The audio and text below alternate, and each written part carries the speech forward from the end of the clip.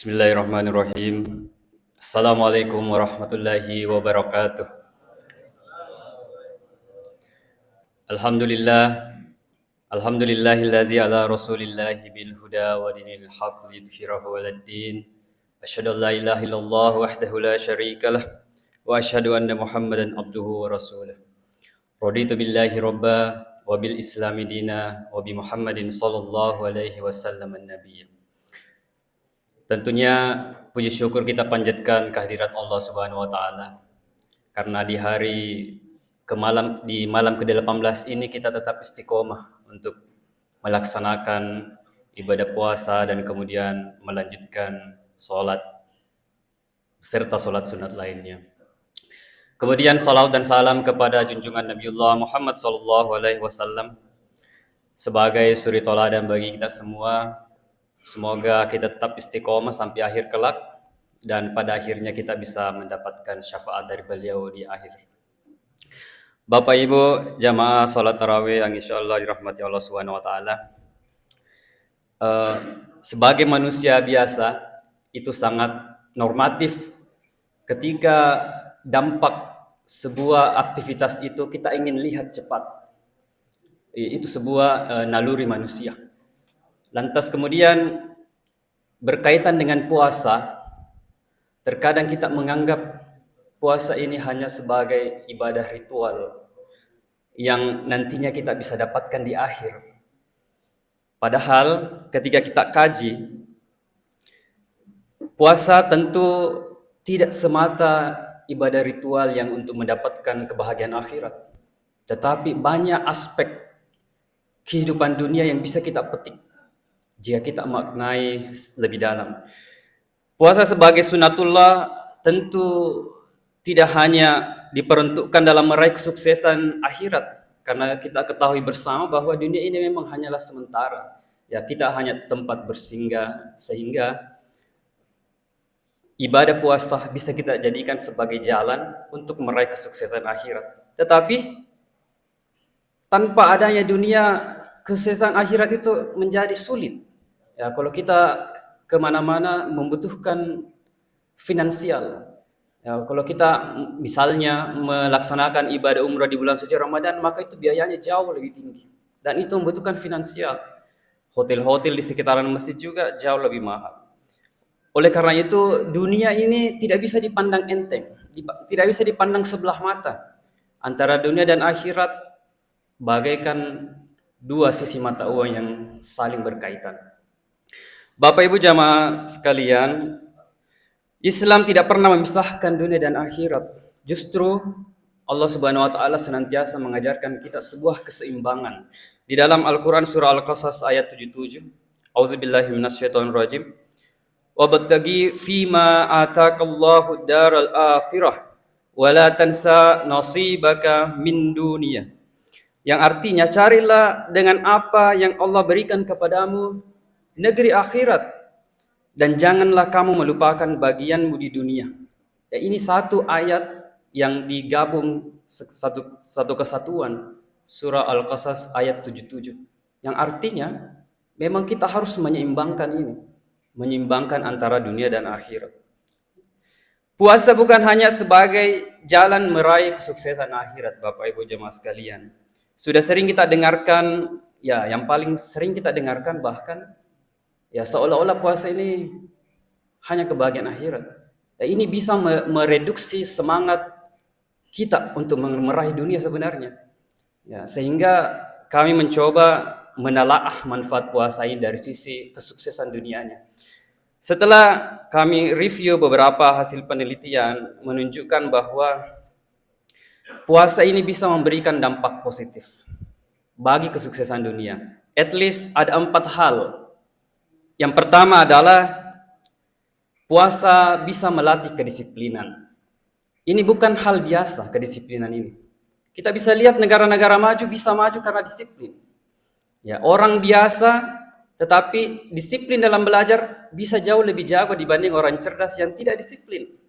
Ya, ketika kita latihan, orang yang jarang latihan akan dikalahkan sama orang yang sering latihan. Begitu pula yang lain. Ya, Di dunia ini kita lihat fenomena konflik dan sebagainya. Dunia Islam bisa dikatakan agak mundur dibandingkan zaman-zaman kejayaan Islam yang dahulu. Karena mereka betul-betul menerapkan prinsip-prinsip Islam. Tidak hanya sekedar meraih akhiratnya, tetapi juga meraih dunianya. Ya, satu hal yang menjadi kemunduran kita adalah kurangnya kedisiplinan umat Islam. Ya, kita lihat negara-negara maju, negara-negara Eropa, ya, negara Jepang, Cina.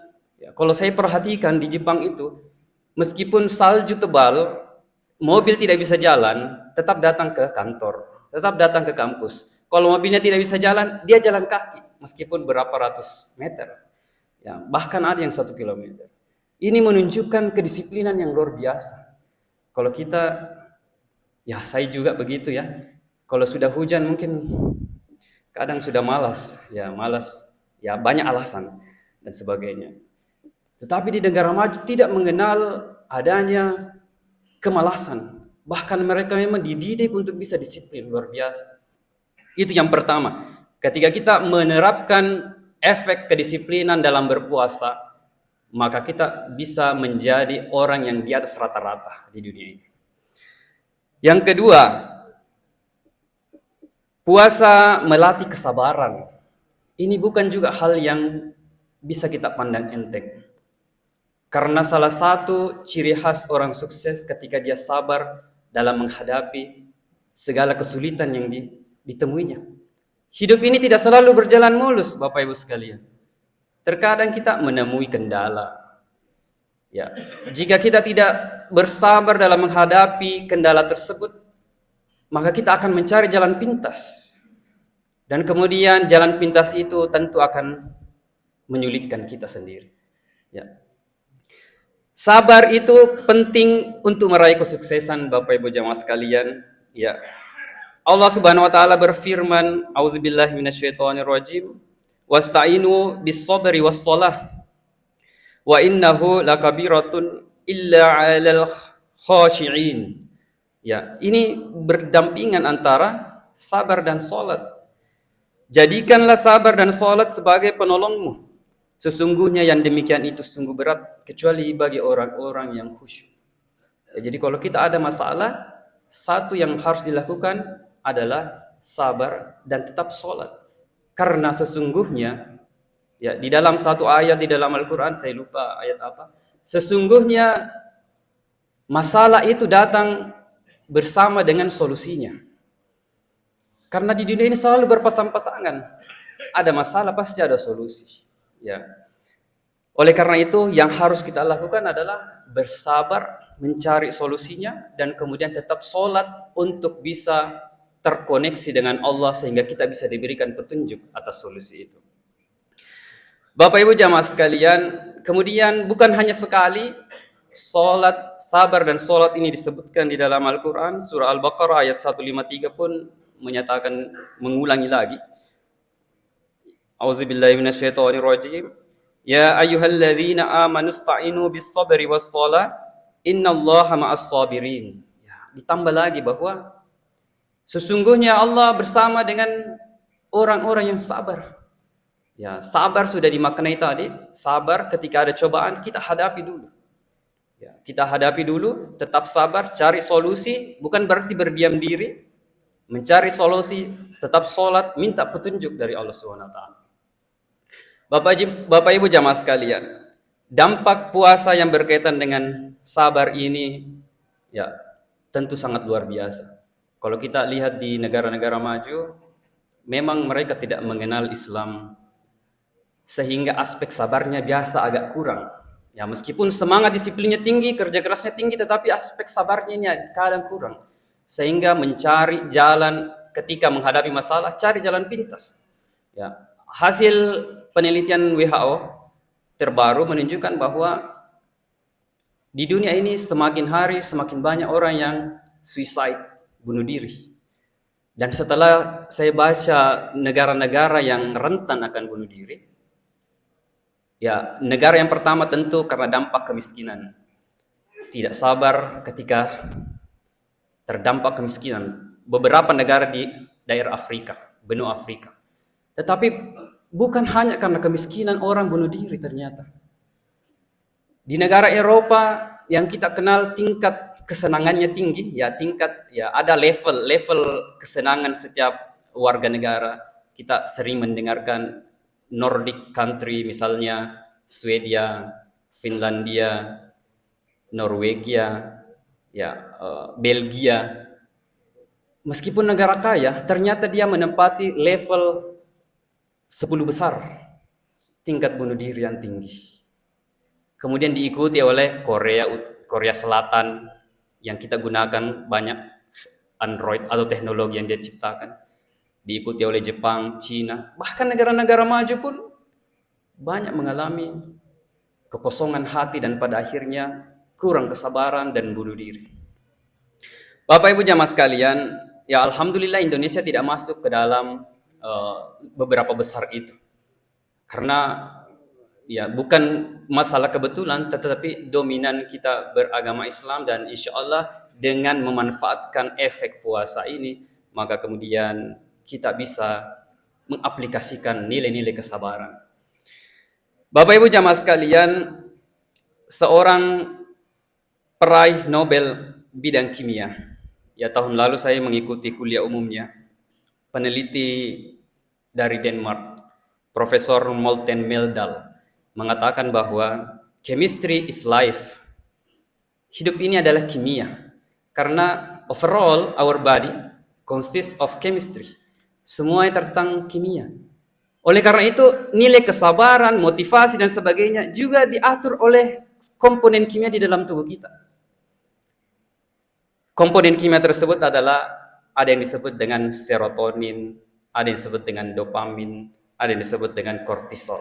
Inilah yang di-manage, di-organize, dikontrol. Salah satu cara untuk mengontrolnya adalah dengan berpuasa. Luar biasa dari manfaat puasa ini, Bapak Ibu jamaah sekalian, bahwa ibadah puasa itu bisa kita saintifikkan. Ya, selama ini kita agak sulit menemukan koneksi antara saintifik puasa dengan kehidupan kita keseharian. Pada umumnya kita memahami puasa ini hanya ibadah ritual.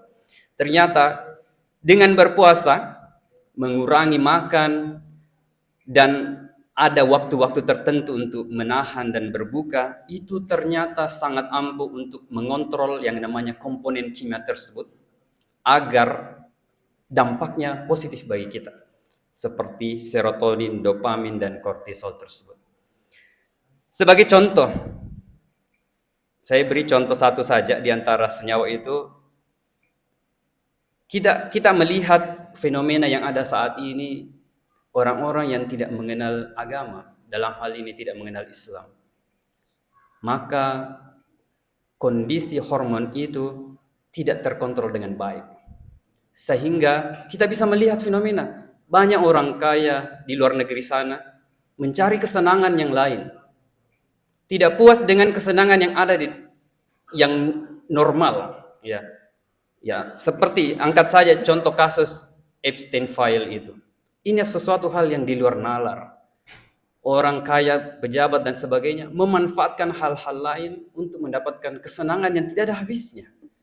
Karena faktor controlling organ compound atau hormon-hormon tadi yang tidak baik. Ya, kita bersyukur sebagai umat Islam, mau tidak mau, ya bisa saja kita mau tidak mau harus puasa. Tetapi dampaknya juga luar biasa bagi tubuh kita sendiri. Itu berkaitan dengan manfaat kedua adalah kesabaran. Yang luar biasa ketika kita bisa maksimalkan manfaat kesabaran dari puasa itu. Yang ketiga adalah puasa meningkatkan empati. Ya, ini sudah sering kita dengarkan bahwa dengan berpuasa maka kita bisa merasakan apa yang orang lain rasakan. Sehingga seorang pemimpin itu akan mampu memberikan keputusan yang baik ketika dia bisa merasakan kondisi orang di sekitarnya. Dan yang keempat, puasa mengandung keberkahan. Ya, tujuan utama puasa tentu adalah membentuk takwa, la'allakum tattaqun. Dan kemudian Allah berfirman bahwa Wa may yattaqillaha yaj'al lahu makhraja wa yarzuqhu min haitsu la yahtasib. Yang artinya bahwa barang siapa yang bertakwa kepada Allah, niscaya Dia akan memberikan jalan keluar baginya. Ya, jadi ini juga salah satu poin untuk meraih kesuksesan dunia. Ketika kita betul-betul memanfaatkan puasa ini untuk menjadi orang yang bertakwa, maka Allah akan menunjukkan kita jalan apa saja yang kita tidak ketahui sumbernya. Oleh karena itu, Bapak Ibu jamaah sekalian, puasa tidaklah semata untuk ibadah spiritual. Ini yang harus kita reset mindset kita. Tetapi sebagai jalan untuk menjadi pribadi yang juga meraih kesuksesan dunia. Ya, sukses akhirat sebagai insan bertakwa, sukses dunia juga dengan memanfaatkan at least 4 poin itu. Karena sesungguhnya puasa itu bukanlah bentuk penganiayaan kepada kita. Ya, karena Allah tidak pernah menganiaya makhluknya, tetapi kita sendiri yang menganiaya diri kita sendiri. Mari kita berdoa Bapak Ibu jamaah sekalian. Rabbana la tuzigh qulubana ba'da idh hadaitana wa hab lana min ladunka rahmatan innaka antal wahhab. Ya Allah, lembutkanlah hati kami, isi kekosongan jiwa kami dengan kedekatan kepadamu.